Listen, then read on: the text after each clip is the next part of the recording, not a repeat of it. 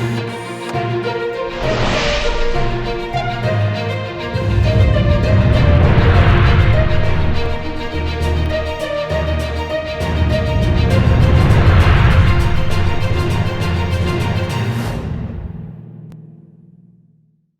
वालेकुम।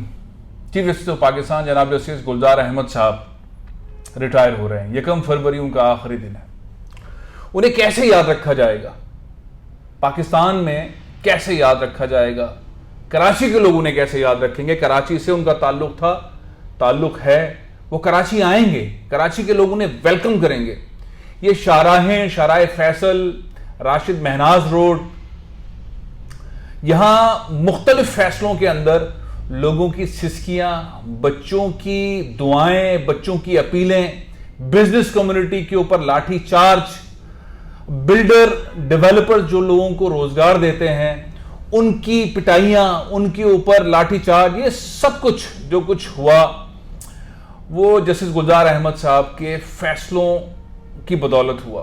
फैसले ठीक थे, नहीं थे, वो ब्यूरोक्रेट्स दंदनाते घूम रहे हैं और अब घूमेंगे और मुंह चढ़ाएंगे कि जो कुछ हमने मनाया हमें अदालत कुछ नहीं कर सकी, हमारा कुछ नहीं बिगाड़ सकी।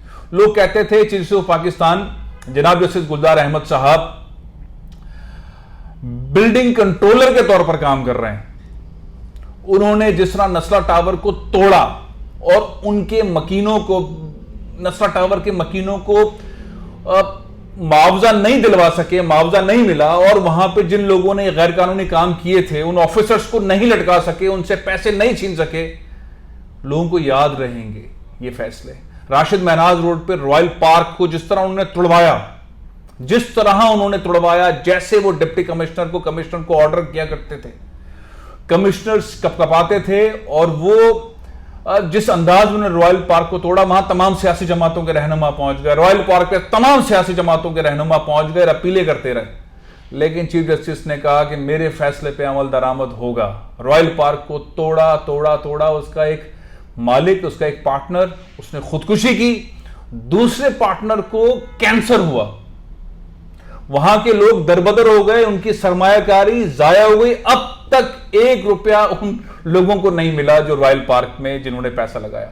1 रुपया नस्ला टावर के लोगों को नहीं मिला, उनका घर तोड़ दिए गए। वहां पे तो 1-2 लोगों की मौत भी हो गई, सदमे से हो गई। वो लोग किराए पर रह रहे हैं, अपने रिश्तेदारों के घर रह रहे हैं, चीफ जस्टिस ऑफ पाकिस्तान के फैसलों की वजह से।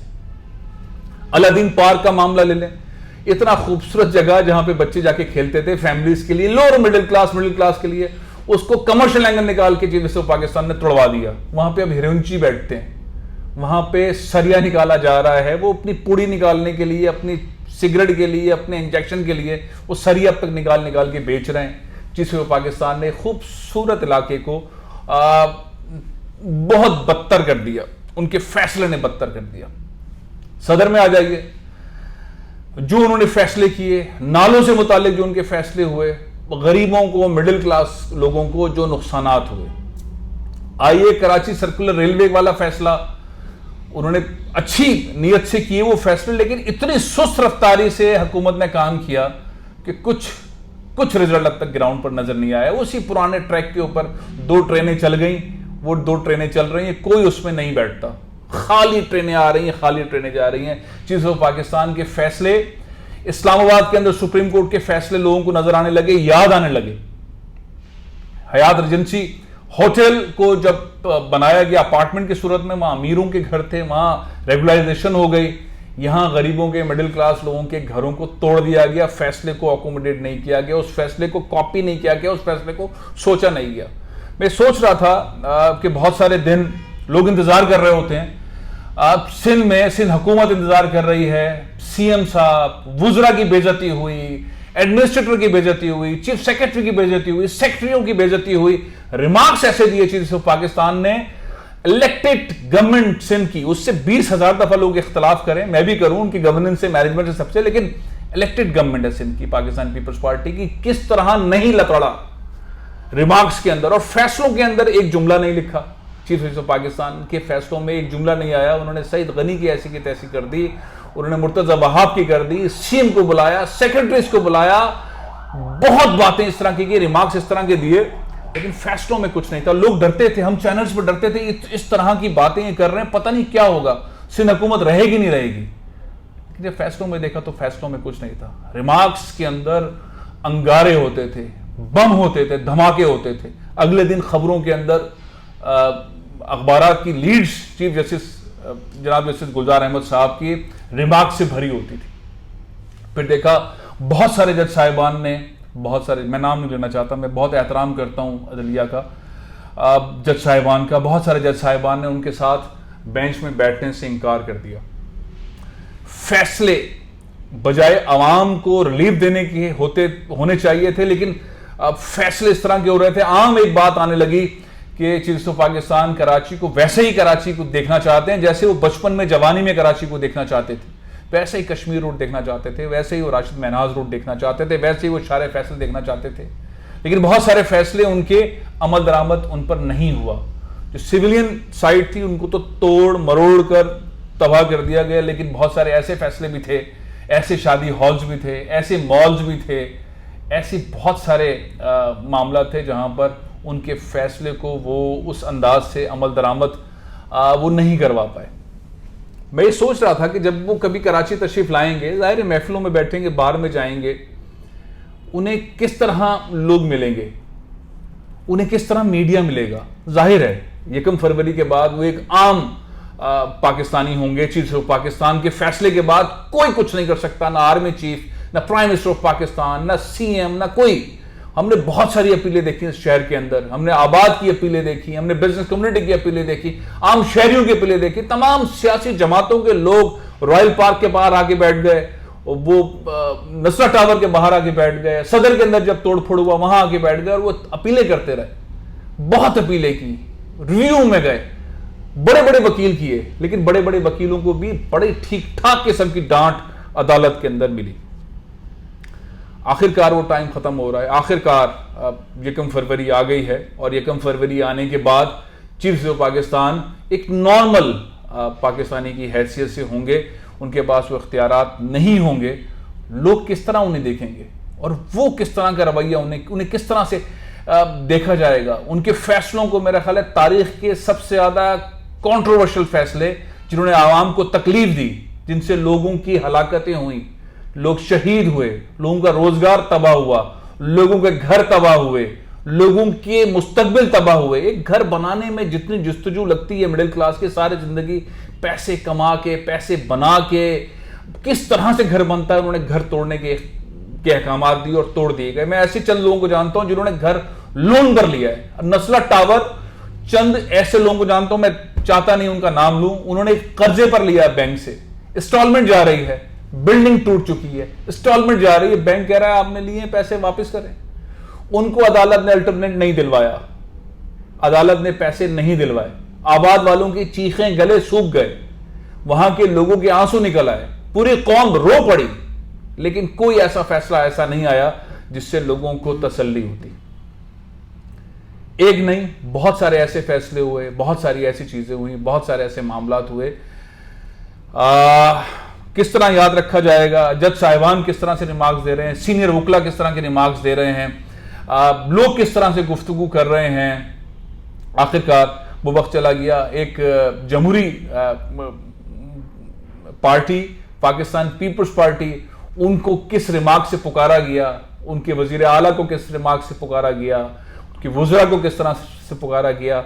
गवर्नेंस, मैनेजमेंट, करप्शन, ये तो पूरे पाकिस्तान में है, सिंध में भी है, कराची में भी है। सारी सियासी जमातें इस वक्त मुजाहरे कर रही हैं, सारी सियासी जमातें इस वक्त बहुत चीखो पुकार कर रही हैं और वो अपने हक के लिए वो समझती हैं कि लोकल गवर्नमेंट एक्ट को इससे मुतालिक ऐसा किया जाए। लेकिन जमहूरी रास्ता मुख्तलिफ चीज़ों के ऊपर अपनाया जा रहा है, लेकिन जिस तरह से सिंध हुकूमत को लौटाड़ा, वो 530 करप्ट ऑफिसर्स, उनके खिलाफ चीफ ऑफ पाकिस्तान ने कुछ नहीं किया। इन सारे प्रोजेक्ट्स से मुतालिक जो उन्होंने ब्यूरोक्रेसी ने पैसा बनाया, उससे कुछ नहीं किया। बार बार कहता रहे कनाडा से सिस्टम चलता है, कनाडा के सिस्टम के खिलाफ कुछ नहीं किया, रेड वारंट जारी नहीं किए, वफाकी हुकूमत को इख्तियारात नहीं दिए कि वो वजारत दाखिला जो है इंटरपोल के जरिए उसको यहां खींचें और लेकर आएं और कटहरे में लटकाएं। सिर्फ रिमार्क्स, और आम गरीब आदमी, उसकी फैमिली, वो बहुत ज़्यादा तकलीफ में हुई। चीफ ऑफ पाकिस्तान रिटायर हो रहे हैं। मैं समझता था, मैं उनके हक में बहुत बोलता रहा जब वो आए थे, तो कराची के चीफ जस्टिस हैं तो कराची के बहुत सारे मामला को ठीक करेंगे, कराची के सर्कुलर रेलवे को चलाएंगे, कराची के लोगों के लिए ऐसे फैसले होंगे, कराची को जो हक मिलना चाहिए वो फैसले होंगे, कराची के बहुत सारे मामला के केसेस सुप्रीम कोर्ट में चल रहे हैं उनको उठाया जाएगा, उनको हल करेंगे। आबादी से मुतालिक केसेस हैं, कराची की सेंसस से मुतालिक उस पर कोई मामला आएगा, और भी बहुत सारे ऐसे मुकदमात थे। लेकिन चीफ ऑफ पाकिस्तान ने जो फैसले किए उससे कराची के लोगों को बहुत तकलीफ हुई, पाकिस्तान के लोगों को बहुत तकलीफ हुई। बेइंतहा मुतनाज़ा फैसले उन्होंने दिए, चूंकि फैसले आ चुके हैं और उस पर तकलीफ है। अब मैं ये देख रहा हूँ, सोच रहा हूँ कि जनाब जस्टिस चीफ जस्टिस पाकिस्तान जनाब जस्टिस गुलजार अहमद साहब जब रिटायर हो जाएंगे तो लोग उन्हें किस तरह वेलकम करेंगे, कराची के लोग उन्हें किस तरह वेलकम करेंगे, कराची की बिजनेस कम्युनिटी उन्हें किस तरह वेलकम करेगी, सिंध के लोग उन्हें किस तरह वेलकम करेंगे, पाकिस्तान के लोग उन्हें किस तरह वेलकम करेंगे। हमारे बहुत ही मोहतरम चीफ जस्टिस पाकिस्तान जनाब जस्टिस साकिब निसार साहब थे, डैम वाले मामलात में, अस्पतालों वाले मामलात में बहुत मुतारिक रहे। उनके फैसले, उनको किस तरह से अब देखा परखा जाता है और इन्हें किस तरह से देखा जाएगा, देखेंगे। ये एक दौर, एक ऐसा दौर चीफ ऑफ पाकिस्तान का गुजरा है जिन्हें अच्छे अल्फाजों से शायद कभी याद नहीं रखा जाएगा। लेकिन लोग उम्मीद रखेंगे, पाकिस्तानी उम्मीद रखेंगे, दुआ करेंगे कि जो आने वाले हमारे चीफ ऑफ पाकिस्तान है जनाब उमर बदियाल साहब, वो इंशाल्लाह ऐसे फैसले करेंगे जो अदालत का काम है, जो अदालत के रिफॉर्म्स हैं, जो अदलिया के अंदर मामलात हैं। क्योंकि दुनिया भर के अंदर जो हमारी अदलिया की सूरत हाल है,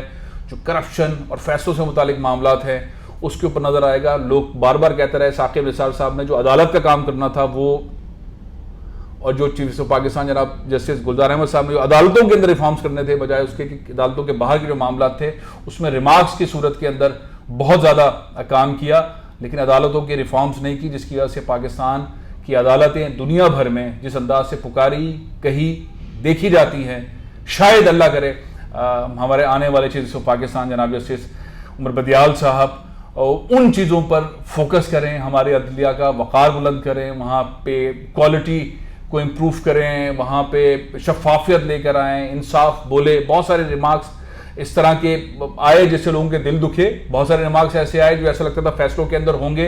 अल्लाह करे कि इस तरह की चीज़ें हों, अल्लाह करे इस तरह की चीज़ें हों। पूरी पाकिस्तानी कौम दुआ करती है कि हमारे आने वाले चीफ जस्टिस पाकिस्तान अब वो तमाम चीज़ें जो जस्टिस गुलजार अहमद साहब के रेफरेंस में कही बोली जाती हैं, कही जाएंगी सारी ज़िंदगी, या जस्टिस साकिब निसार साहब के फैसलों के हवाले से कही जाती हैं, वो उनके दौर के अंदर ना हो और अदालतों के अंदर शफाफियत आए, अदालतों के अंदर वक़ार बुलंद हो, जो इंटरनेशनली जो हमारी रिस्पेक्ट अदालतों की होनी चाहिए वैसी हो। अल्लाह करे ऐसा हो। प्रोग्राम में ख़त्म कर रहा हूँ, इंशाल्लाह कल फिर हाजिर हूँगा। इजाज़त दीजिए। पाकिस्तान जिंदाबाद।